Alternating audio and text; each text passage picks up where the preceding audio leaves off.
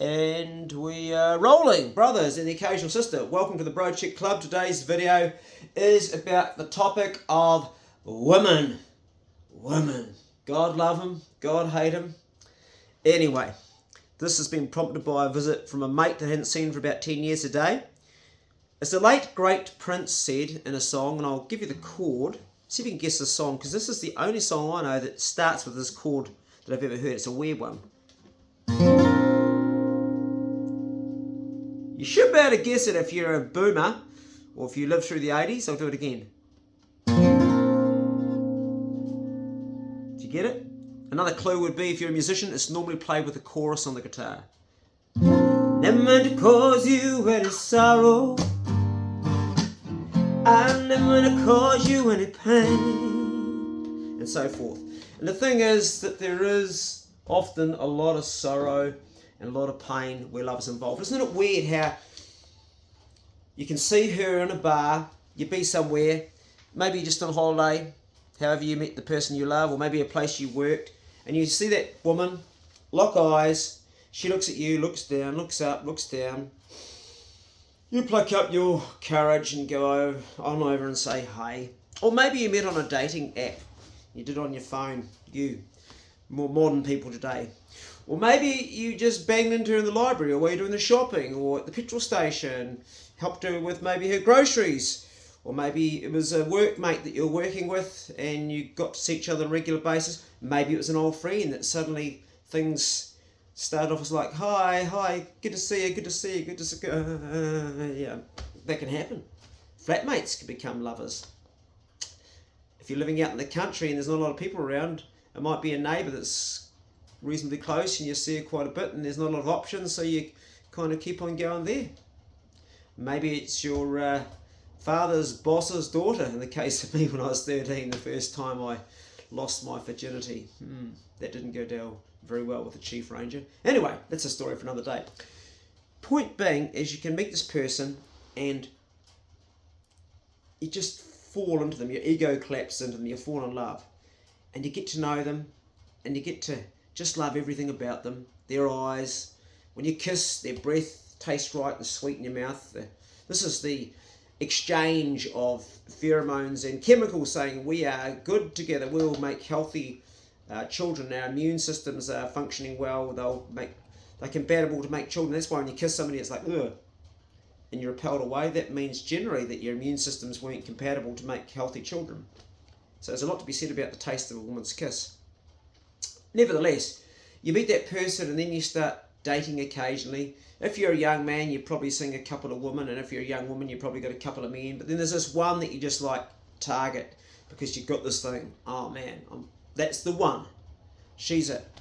And you go straight for it. You kind of get very linear. Now the reality is that we don't pick women, they pick us. We think we pick them, but that's not the case. I mean, if women said yes to us, we'd be bonking ourselves senseless all the time as young men. No. Women, they are very selective. And we try to put our best foot forward and present ourselves in a way where they'll choose us, but you don't get every woman you want, blokes, you know that.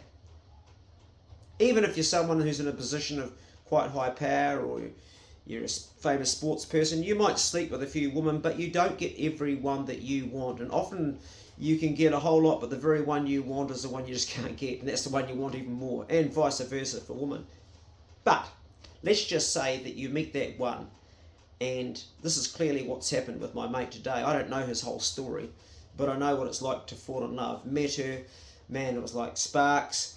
And then very soon, nature kicks in and you find yourself under the sheets and you're doing what men and women do. Or you might be a gay couple. I don't want to cut everybody else out. You might be transgender. I don't care. You found the person, okay? For me, as identifying as a white 60-year-old male who's straight, for me it's a woman. So that's where I'm coming from. But some of you others, it might be somewhere else, you know. That's just me. Call me... I'm afraid to even say what I am now. It's ridiculous how ridiculous it's become. We can't say things that might offend somebody. Speech has been freedom of speech has been taken from us. We can't say anything that might be construed as insulting or degrading. I digress from where I'm going with this anyway. That's a topic for another day, how we are losing our freedom to speak. Because we are. So you have this relationship, and you know, when you first start seeing that person, and I thought about this today when I was on my mountain bike. I was on my mountain bike, it rained all day, I couldn't go hunting until the rain stopped around 2 o'clock, and then it was too late to go in the forestry because the forestry closes at 6. So I did a walk around the paddock 4 times. That takes 40 minutes, 10 minutes a lap with the dogs. And then I went into my little gym and I just did a few bench press and a few pull-ups. And then this guy came round, and I'll talk about the conversation I had with him. We had a quick coffee. Then I jumped on my mountain bike, my bike to Mapua, and on the way back I stopped at the toilets at Pine Hill Reserve, and I remembered the woman who I really loved. I remember many years ago when I'd come back from Europe and we couldn't stop making love, and we were on our way from Mapua to Ruby Bay, and we couldn't get to Ruby Bay fast enough, so we went in that little grotty little toilet. I closed the door and we made wild passionate love on that little basin and that man's toilet at Pine Hill Reserve. And I looked at that there and I thought, my God, that was 30 years ago, and that toilet still passed the test of time. And 30 years ago? 20 years ago. I'm jumping ahead there. It was 20 years ago. Yeah, I was 40 then. Yeah, that's right, I'm 60. No, thank God I'm not 70. So, on that toilet we did the deed, and we would do it everywhere, in flax bushes. You're in love. Everywhere you go, you just can't get enough of each other. You just want to eat each other. And how can you be that in love with someone, and then one day suddenly you're not? The thing that I have never had, but this guy that came around today had, is that people can be so in love, but then they can hate each other so much, despise each other. They can build a life where they support each other in their little quirky habits, support each other in their idiosyncrasies or with their hobbies or whatever it is their partner loves. They support them, they'll run them around, they'll financially look after them. Particularly men, because us men are hardwired to want to financially look after women and to protect them and give to them. That's what we do.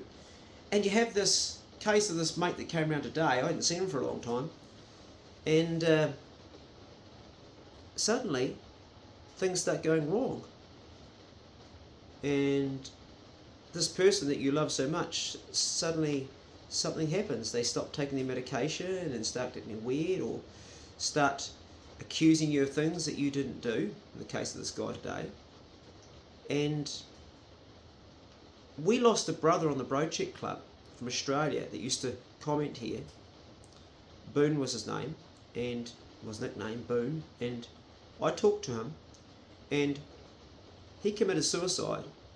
Finally, and in his suicide note, he wrote a note to his kids and his wife, 2 kids, and he said, all I ever wanted to do was be a father, but you wouldn't give me access. All I wanted, because she kept the kids from him seeing the kids on his time, and all I wanted to be is be a father, and I could no longer take the constant pain and the constant battle. You won. Well, the only loser there was the children, and that man losing his life, and everybody who loved that man. And he was a Broadcheck Club follower. And that's just a tragedy which happens a lot. There was a guy in Australia. So, yeah, there's a lot of stories like that. That's quite a harsh reality. Well, this guy came around today. I was thinking about this, and I used to live next door to this guy. So, and him and his partner were a beautiful couple, both good-looking people, strong people, and a couple of children. And I used to actually look at them with envy with their family and think, geez, my family broke up, and I never wanted that to happen. And I look at them with envy, but you never know what's going on between two people. You just don't know what could be happening with people. You have no idea. Isn't it weird? And I said to him today, do you still want me to love? And he said, no, hell no, gone, finished. That you can love somebody so much, be so entwined to them, and then go from loving them to hating them. It's almost like it's a very fine line. I don't think it's natural. I don't think it's natural to go down that road. I think something's gone very wrong with our whole culture and everything we do. I don't think it's natural to hate upon the woman that's given you your children. I'm still really good friends with my kid's mum. Still love her. Not love her as in want to sleep with her, love her, but love her as a person. And still talk, and we get on well together. We just weren't compatible, that's all. But hate, I've been very fortunate with all my exes. None of them, we're all friends. Well, actually, my last one doesn't talk to me anymore. That's okay. Maybe it's a cultural thing. She was Asian. Maybe that's how they do it. I don't know. Well, actually, that's not true. Actually, we do talk.